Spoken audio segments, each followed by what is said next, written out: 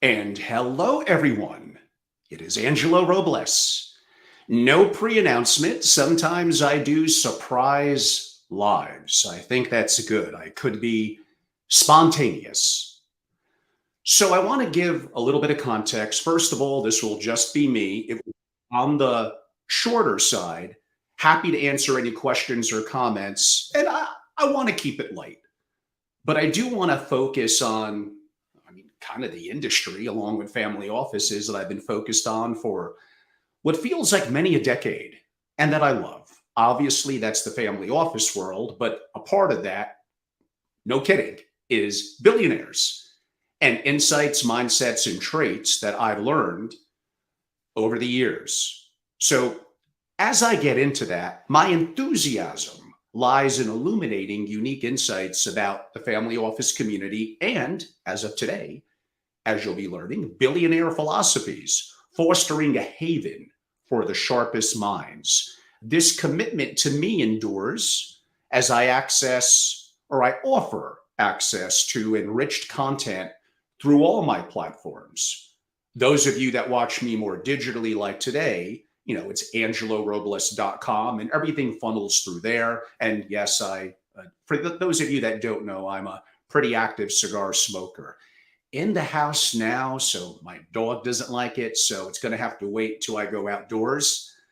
But back to my point, many of you will be more familiar with me from the video and what I give back to the community through my channels on YouTube, primarily my new Family Office TV, and of course at Family Office. But for me, what I'm doing since I resigned and sold my positions from Family Office Association, it's it's more than a transition, it's a transformation and evolution. I'm embarking on a journey for me and hopefully bringing some of you along with me to create an impactful tapestry, an innovative global resource that I hope reshapes, because it needs it badly, the family office community. You've heard me say many, many times before, and I was a part of the problem as well. I know it. The industry's boring, it's vanilla, you don't really get much insight. The events are loaded with service providers, and there really isn't a lot of deep thinking, creative content that is really expanding the community. And now that I feel that my shackles are free, that I could smoke cigars, I could dress how I want, which is apparently going back to more suits and ties, that I have a chance to share what I've learned over the years and hopefully grow a good business in the meantime. So go and check out angelorobles.com, subscribe to all my social platforms. They each have different and unique content. So I think what's going to be of interest to many of you, whether you're already rich, whether you work for the rich, whether you advise to the rich, whether you're a student, whether you're an entrepreneur, are kind of like billionaires are intriguing. I remember decades ago, the 90s, really loving Thomas Stanley's book on the millionaire next door. Now, come on, inflation, the millionaire is not going to work anymore. Not even the deca millionaire, maybe not even the centimillionaire. You got to be a billionaire to get people's attention these days, apparently. Hopefully, I still haven't lost my comedic touch. Is that the right word that I'm looking for? I don't know. But that being said, if you haven't read those books by Thomas Stanley, I think they're still very valuable today. And I'm going to talk a little bit in a couple of minutes about someone I interviewed, a real thought leader on this subject in Germany, that I have not yet, I don't really know why, put that hour and a half interview up on my Family Office TV platform. But in about a week, that will be changing. Oh, and by the way, in case you're all wondering, I said I would be early. My new website, or my revamped angelorobles.com, is up and live now. Do not look at it from a mobile device. It's having some issues. Murphy's Law. My designer is away for a week, so we'll address those heading more into next week. But from a laptop or from a desktop, it looks pretty damn great. We'll be making tweaks, but it's a big improvement and a way for you to interact and reach out to me than ever before. So back to Billionaire or Billionaires. And many of you know that I have Billionaire University, Billionaire Mindset, and kind of my baby Billionaire Masterclass. I think really anyone hearing on some of the insights, some of the resources, mindsets, and traits that I'm going to give today. And of course, what, like 1% of you will do anything with it, but that's okay. Like, I still want to share it with you. Of course, everyone wants to be super rich. It doesn't mean you snap your finger, you're going to be a billionaire. Of course, it's not that easy. But I think anyone, and yeah, I'm going to repeat that again. I think anyone could basically 10x whatever they are now on income, on resources. I'm not saying it's going to happen overnight, but you want to be the best version of yourself. And by the way, you are not now, but be the best version of yourself. Project that, the mindset. And yes, start doing that today. So I'm going to go a little round robin. I'm not going to do a deep dive into anything. And I save that from some more of my proprietary work that I do on my billionaire programs and for my members at SFO Continuity and Billionaire Mastermind. But I do want to give back some to the community. So you'll get a little bit of some lighter stuff. But comparative to what the rest of the community is giving you, hopefully it's going to be pretty darn good. So, I've been at this for so many years, for decades. I simply have met, sometimes without even realizing, so many billionaires. A soft guess, about 100. And yes, in case you're wondering, on paper, I think there's way more billionaires that are listed. Well, maybe not way more, but more that are listed in the Forbes 400. Generational wealth, resources within trust that have been, and real estate and things that are not as public, especially globally around the world. So, and I've known hundreds and hundreds of centimillionaires. I've been in their homes. I've had breakfast with them. I've broken bread. I've smoked cigars. I've had dinner. I drink wine. I partied in Miami. I've relaxed in London. I recently came back from Monaco. Like, I'm lucky to be in the catbird seat where I could get great insight and share some of it with you. So I also survey and research, and I'm a nerdy kind of researcher at heart. I mean, come on, I wear a double-breasted suit a lot. That kind of says it all. I was interested to learn what they read, what they watch, and who or what they listen to. I'm interested in how they process information. I'm interested if they play chess and or poker and which one they like better. I got a chance to know what they're investing in, what their key traits are, what they were taught by a parent or their parents and or a mentor. Mentors tend to be very important, by the way. And key habits and routines and things that they're teaching, if I could use that, their children. And no, it is stupid if you're really, really rich to lavish your children and make them grow up spoiled. I mean, that's one tip I'm going to give you right now. Now, should you use your resources to make sure they have a great education? Sure. Health, food, their foundation is met. They maybe see an opportunity for what greatness and the good life could look like, but they realize it's not theirs, it's yours as the parent or grandparent. Now, where you could really help them, listen up. This is what the Monaco billionaire told me. In mindset and connections. I guess you could argue advice, but especially boys when they're teenagers, kind of good luck trying to give them advice they're going to listen to. Yeah, that's universal, by the way, rich or poor. Maybe I haven't lost my comedic touch after all. Okay, I'm going to drop a good one on you now. Confidence or competence? Actually, I wrote this one down. Again, I'm probably a better writer than I am a talker. Confidence is perception. It is not real because it can't be measured. It's an empty word. What we really mean when we say that is really competence. The more competent you are, the more comfortable you are taking the right risk and making better and more adaptable decisions. Billionaires learn and they become great by effectively being competent and taking action. And they surround themselves with, well, of course, highly competent people.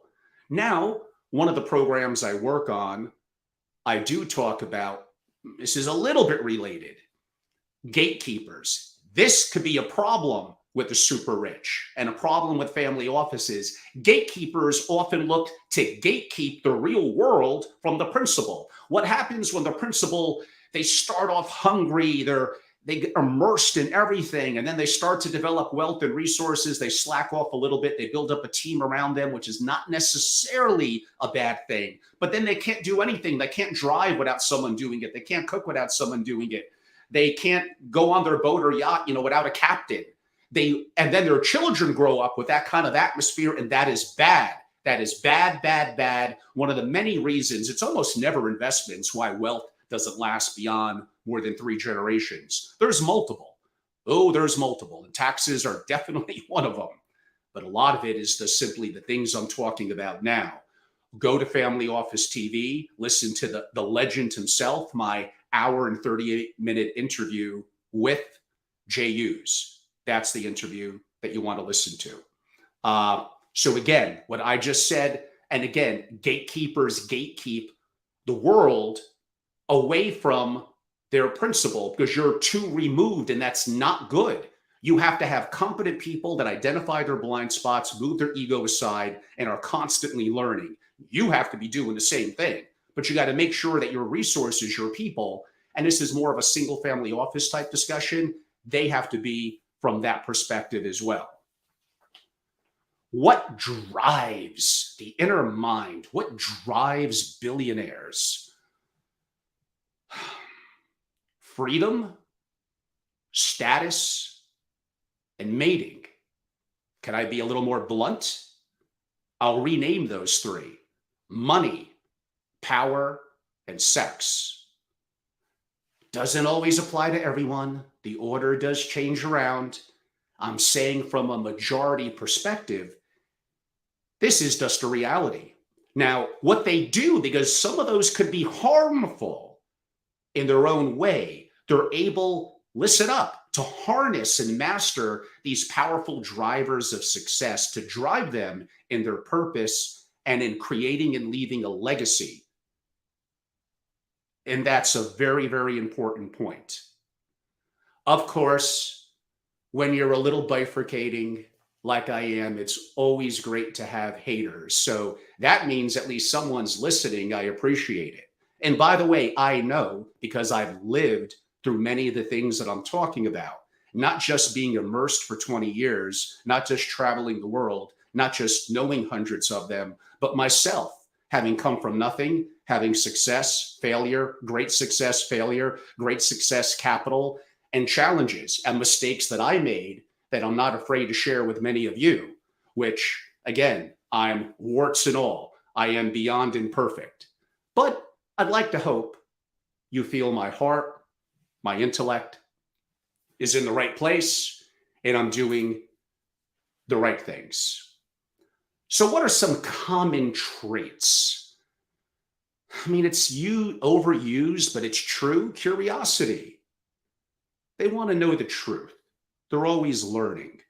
They generally make quick decisions. You make hundreds and hundreds, if not thousands a day. I mean, if I'm going to buy a box of cereal, why would I want to do that? All those carbs, but I'm just using that as an example. Go protein, by the way. Okay, it's $7-8. If I make a bad decision, then I don't buy it again and I learned a lesson. Meaning quick decision because the consequences aren't dire. When the consequences are more severe, then it arguably, of course, is going to need a little bit more thoughtful play to it. But you have to learn a little bit like a poker player how to adapt on the spot and make fast decisions. I mentioned the gentleman that I interviewed. It's going to be up on my platform at Family Office TV by the end of the month. So just go and subscribe now. I'm going to pronounce his name from the American perspective. My German brethren will cringe, but it is Rainier Zittelman, doctor, is a PhD. And his book is awesome too. He's the author of The Wealthy Elite. And my experience is 100% concurred with when he gave his main points of his data and research, which admittingly is more intellectual. It's more deeper into often more centimillionaires, I think it was 41 or 44. My breadth of experience with them is much, much more, as I said, but I am not a PhD. I'm not a researcher. To his credit, this dude is an entrepreneur first, someone who's an active allocator and investor, and looks down his nose a little bit at fellow brethren who only rely on intellectual prowess and being a professor in a university, but kind of like never do shit. Why don't we put it that way? So he came up with the super rich are overwhelmingly nonconformist who swim against the tide. Generally, yes. If nothing else, remember this. Garner information in from reliable sources, but at the end of the day, think for yourself. Because otherwise, you're going to be average. Well, I don't know. The average person, 5'9", about 20 pounds overweight, male I'm talking about, just average. Like, why do you want to be average? You don't want to be average. We're going to get to IQ and stuff like that. I'll hint about that in a second. His research, I concur, they deal with defeats and setbacks differently than other people. They are absolutely not the victim mindset. I did a little post on this on my Instagram recently. It is really tempted to have the victim mindset. It kind of makes you feel a little good. I understand. It is really, really bad. Everything is on you. You blame yourself and then learn from those mistakes and move forward. He stated, I've noticed a little more of a correlation, but he was really strict about it. There was no correlation between performance at school, in the university, and financial success. Now, again, I'm going to look at data and state you go to college, you don't go to college. You go to college, you make more money. But that's more talking about the masses of people. So what? The average American makes $49,000 a year, and maybe if they went to college, they'll make $61,000 a year. Numbers, well, my first number was accurate, by the way. The second one I'm making up a little bit to make a point.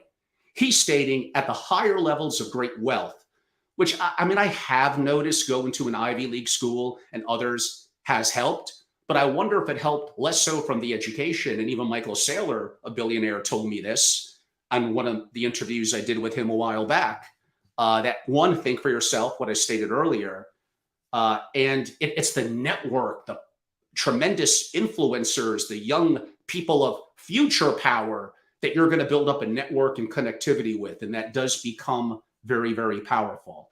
The pursuit of luxury, according to Rainier, is a key driving force for some, but for many, it's simply irrelevant. Yes, it appears to be bifurcated. For some, putting up on a picture board the Lamborghini, the $30 million mansion does help to drive them for what some may deem to be materialistic. I don't look at it that way, but I understand from the outside looking in. Above all, and here's the key, completely agree. The super rich are motivated by the pursuit of freedom and independence, and money, make no bones about it. Money, absolutely. Let's cut the cap. Come on. Money absolutely provides a level of freedom. Now, today's not the day to get into, well, what happens when it's all digital and the central bank digital currency and governments can freeze your wallet? I mean, they're already doing some aspects of that with our bank and stock accounts, or they could, but let's not focus on disaster preparedness at the moment. Broadly speaking, I'm often asked, I think I did an Instagram post on this or a story on this as well, a video, a reel. Okay, I got to get my Instagram 3 styles right. About 30 million. I'm going to go with about, and I think off record, Rainier agreed with me, about 30 million, you have a level of freedom. You could own property outright. You could be international. You could have multiple passports, multiple bank accounts, gold, art, crypto, whatever, etc. Bitcoin, more specifically. Yeah, like you want to start to own yachts and multiple mansions. No, that's not enough money. You want to buy a high-level professional sports team. Well, you better have billions and billions and billions and billions. So again, it's all relative. But I think the challenge of many of you is to just, oh, no, that's not me. Come on.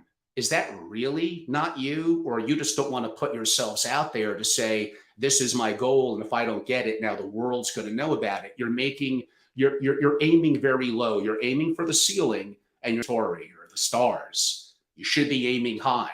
And if you fall short, you'll be better than if you hit a low ceiling to initiate with.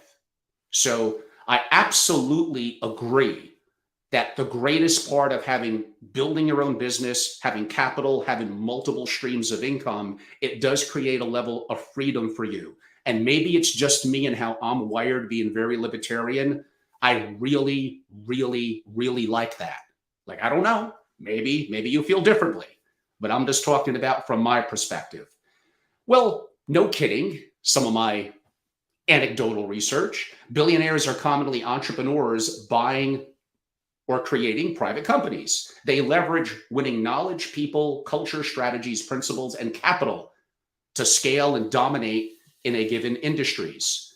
Billionaires acquire high potential assets, preferably at distressed prices. Look at what's going on in certain aspects of real estate and other, I could say, industrial and other sectors at the moment. You have to make a decision. This all comes down to supply and demand within a given market infrastructure. So simply, if people, well, a lot of real estate people are over-levered, but if they're over-levered, interest rates are rising, they have a crunch, they could be willing to sell a good property at a below market price, especially if you got dry powder. You have the capability, boom, I can move really quick, access to capital, and make that decision. Now, I have other thoughts about building businesses, real estate, and what to do with it, but those are going to be for separate discussions, possibly within only my membership groups, where we also have a subgroup of significant people in real estate, and they'll all tell you sometimes they're not really cash rich. They're asset rich, but there are dangers and things that could go wrong there. They learn the importance of creativity, meaning the super rich billionaires, and okay, what's a superpower? And I'm not the only one who talks about this, although you all have heard me talk about it a lot. And when I talk to at universities and colleges, shockingly, I don't know why, but they invite me to speak. I don't. Maybe they think I'm entertaining to the kids. I have no idea. It's kind of a dirty word. It begins with an S, and no, it doesn't end with X. But it is selling. Although, why would that word ending with X be a dirty word? Absolutely not a dirty word, but selling. The capability, I would say really marketing and selling, but the capability of emotional intelligence, of active listening, of being able to both verbalize as well as to write and articulate your thoughts is incredibly important. And that is an industry, if you're going to build a business, where it could be an incredibly useful trait to get it up and running off the ground, to be net profitable and not be a habit, to recruit the best talent. Do you think that Elon Musk is not good at motivating and creating interest in what he's doing, bringing in great people around him? Oh, yeah, is he a little crazy? Sure. But like, what billionaire isn't? Like, you probably had your parents, teachers beating you down, wanting to be a part of the matrix, a part of the system, just be a cog in the wheel. And to think that you're going to start things that are going to take over the world and generate a gazillion amounts of money and make you super rich. I mean, I guess that's not normal. So I know some of you are probably hearing me take little stabs at colleges and universities. Yeah, I mean, I guess I am. Sorry if that's a little offending. And I think for the most part, there's lots good that could come of it, but they still should be learning how to sell, learning about money, and learning how to start businesses effectively as soon as possible. I think it's going to get harder to be super rich as time goes on. Now, people probably said that back in the day as well. If anything, it probably got easiest from much of over the last 20 years, especially globally. But I think AI is going to create some short-term tremendous opportunities, by the way, but grave challenges. I think governments and the powers that be, and maybe I represent powers that be, right? Billionaires and the super rich. They may not like it. They may make it harder. governments could simply tax your ass up the wazoo. They could do a whole bunch of things, which we'll get into in my private in-person masterclasses and how you can hedge those risks, but I'm not going to do that here. So now is actually the time. So there is something that me and some others are working on, basically like almost like how do you become a billionaire? Well, of course, if it was that easy to read a book or hear a seminar or go to a masterclass, then the teachers would be that themselves and we all would be doing it. But again, I do think there are lessons in what we could learn to basically, you should be able to 10x. Not going to say you're going to do that tomorrow or next year, but you're going to start the process right now today. And it's an opportunity. So if you are a centimillionaire, if you're just barely at $100 million, yes, I think you could be a billionaire. Now, I know a wise ass is going to state, well, give them enough time with growth and all that. Yes, you're correct. In theory, give it whatever, 37 years, but then a billion in 37 years is not going to feel like $1 billion now. $1 billion now, $1 billion 20 years ago felt different than it does now. It's the impact. If the stock market goes up 9% a year, then you're kind of falling behind if you're not keeping up with that. Bullshit with this 2 or 3 or 4% inflation.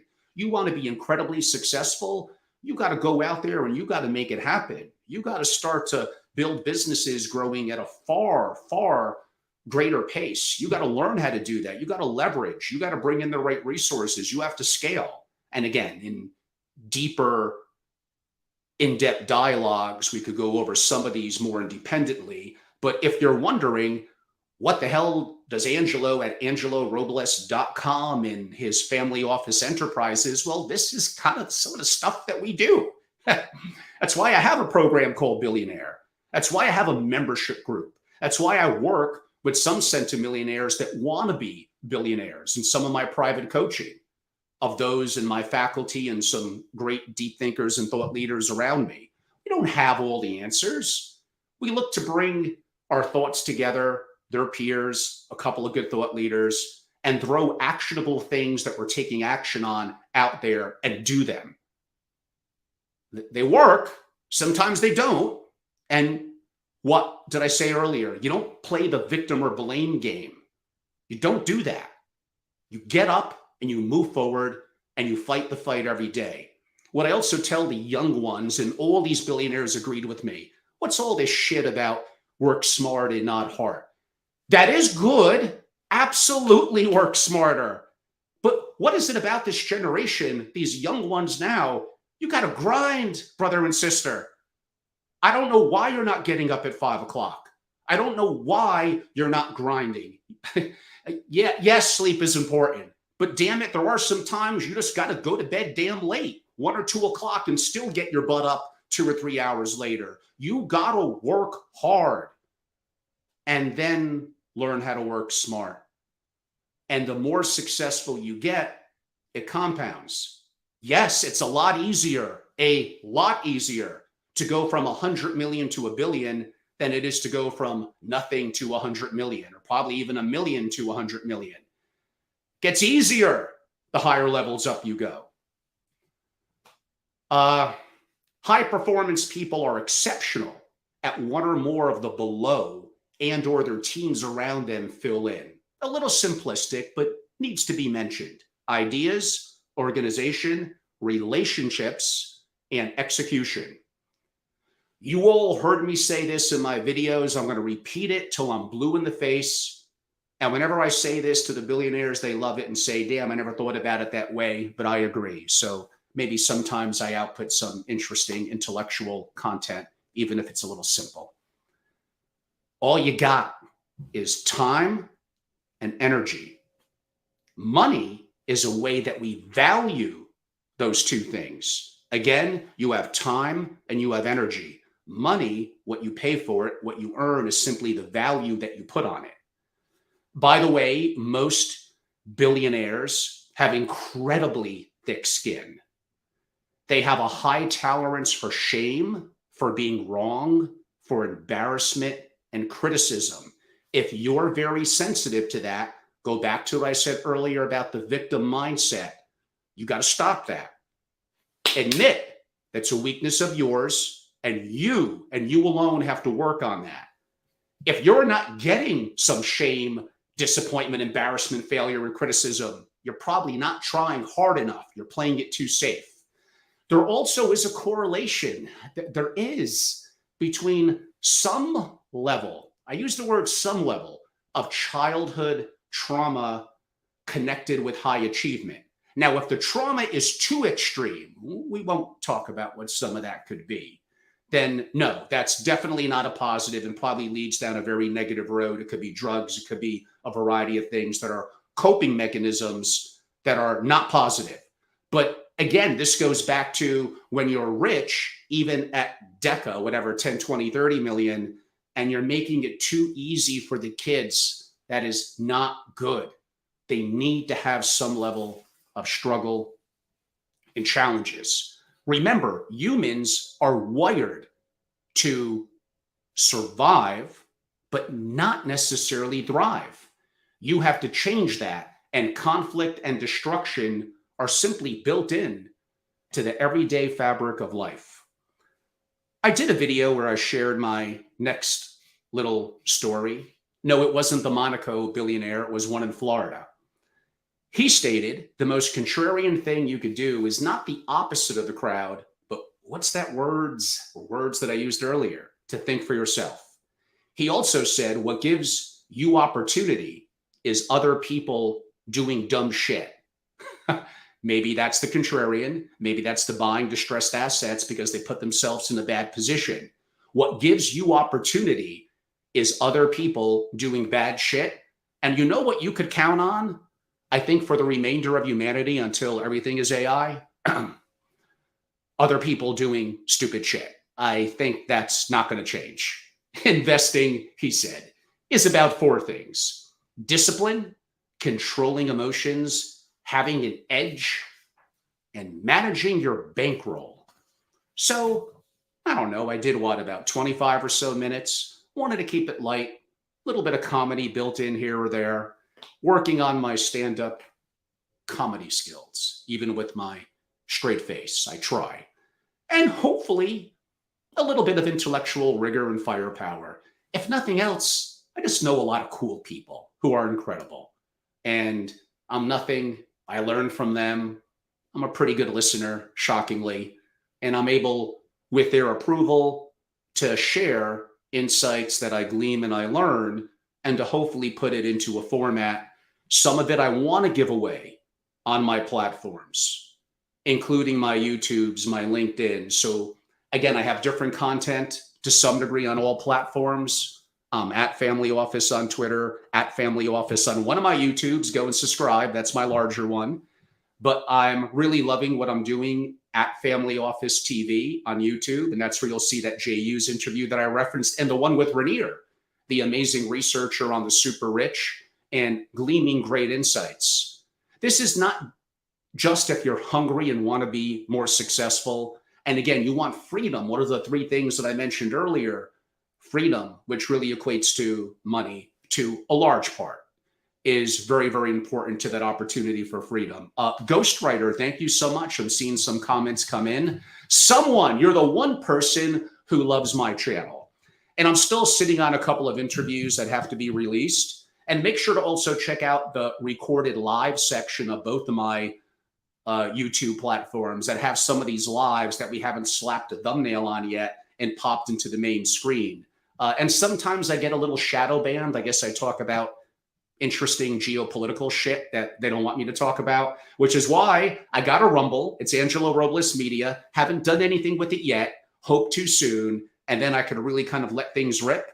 So I'm Angelo Robles Media. I think it's TikTok, Rumble, and Instagram. You all know it now, what I am at YouTube, on LinkedIn. So again, I'm pretty active on the platforms, but where really a lot of the deeper opportunities to engage is going to be at angelorobles.com. My membership community, my billionaire programs, a little bit more about what I'll do in a membership format at Family Office TV. And kind of, you want to know a real baby of mine? Because again, I'm a nerd. It's my master classes. So I've been in the family office world for so many years. I'd like to hope I learned a thing or two. By the way, always, now that I have more freedom, I could kind of talk more openly, like always disappointed, like in the family office community. Families create these amazing businesses and exits, yet they don't often hold the family office to the same regard. People were amazingly talented before they got into the family office, and then they rest on their laurels. Unfortunately, too frequently, there's not enough rigor, not enough institutionalization. It's not institutional enough. And it's just like a sidebar almost. And then you have those that service the community, and most of you are so bad. Like I again, I could be politically correct, but I guess today I'm not. I mean, when have been in the last month or two? Probably not at all. What did I say about confidence and perception and confidence earlier, and the importance of being competent?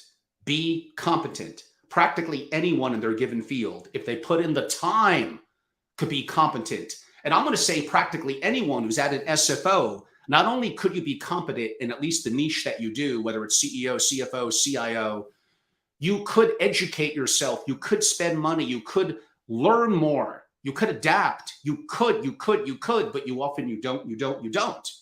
And these are the things that I'm trying to change. So my masterclass, it dawned on me kind of a comprehensive vision that it would be in person. Initially, I may do a digital variation sometime next year. It'd be definitely immersive and interactive. And yes, of course, I'll be the lead instructor. But I have many amazing faculty, and many of them that those of you that make the circuit in the family office world, it's the same garbage. No, I mean, some of them are okay, but a lot of them you don't know. They're not all based in the US. The world doesn't revolve around the US. There's some amazing people around the world with grave insights that you never heard of that are amazing in terms of their capability and their resources. So I'm debuting these masterclasses, and I talk a little bit about it at angelorobles.com under the masterclass tab in October. I'll probably do one monthly through March or April, a combination of New York, Miami, Jackson Hole, maybe one in Europe. These are, let me just come out and say this and throw it on the table. These are the most comprehensive, immersive, interactive, in-person masterclasses ever within the family office world. There is no doubt about it. This is a transformative learning experience that, to me, transcends traditional education. So there's three of them. One is creating, or if you have one, reimagining into a top 1% family office. Most family offices feel to me like, if I could use an NBA analogy, like they're a bench player, like they're the 12th person on the bench. How do you get to become the Michael Jordan, or maybe more modern in today's world, the LeBron James? And the good news is there's not really a lot of competition. After I start to talk about this for 10 years and deal with thousands of people, there will be a lot of competition. But now it's easier, quote unquote, technically, to be a top 1%. And do I go deep? I mean, I cover things you never would have even thought about, that were never even what you would have thought were part of a family office, and they are. The next one's kind of a baby of mine. I've been working on it for a massive project for a family for a couple of years now, and it evolved into a masterclass. And I hinted at some things today in it. Sovereign risk and disaster preparedness for families. Brother and sister, when I say I go deep on that, I go deep. I'm covering things that could really go wrong. Known knowns, which are scary enough and hard to deal with. And as Rumsfeld said, unknown unknowns. Technically, some would call that what's known as a wicked problem. So in theory, there may not be a response to a wicked problem. And yeah, we get a massive solar flare and the earth is destroyed. Yeah, there's really not going to be much we could do about that. But there are things we could potentially prepare for, even what could be deemed to be unknown unknowns. And Taleb talks somewhat about this in Anti-Fragile, where we're beyond robust and we have the opportunity to potentially benefit from it. This all comes back to continuity in the SFO, which is built around continuity in the family. If you care about that, then, and you're concerned about high consequences, then, and the impact that it could have on you, then that sort of masterclass is perfect. My last one is family offices and AI, not just from an investing perspective, but enhancing operations and capabilities within the family office. Again, I'm probably going to have well, not probably, they're going to be very intimate. I look to keep them probably 6 to 8 participants. That's it. I don't care. I don't want a big group. I want an intimate group. So if you're interested, you'll let me know.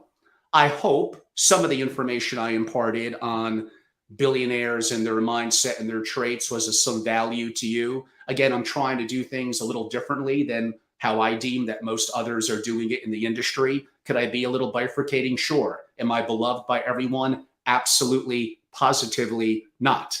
And that's okay. This industry is so vanilla and so boring and so lacking, not just in persona, but in real depth and intellectual horsepower and firepower on a lot of things relative around wealth, around billionaires, and for sure around family offices. And I believe I'm a good resource. Not the only one. I got some amazing friends around the world. Some of them are actually in this LinkedIn and the live now, and I appreciate Jan and many of you. And I learn so much from Peter over at Fox and Richard over in Australia and what he's doing in the family office world. It's great to be a part of a group of fellow thinkers and thought leaders where we could all learn and share from each other. Anyhow, I think that's enough. I may be a little less active this week and next as we kind of wrap up the summer. I'm putting some fine touches on those master classes, taking a little time to meditate and reflect. And it's really an exciting time for me. You all could reach out at any time. I look forward to connecting. I'll probably do a little something later this week, maybe one thing next week. And then come after Labor Day here in the US, we are really up and running. Thank you all for your time today. My pleasure.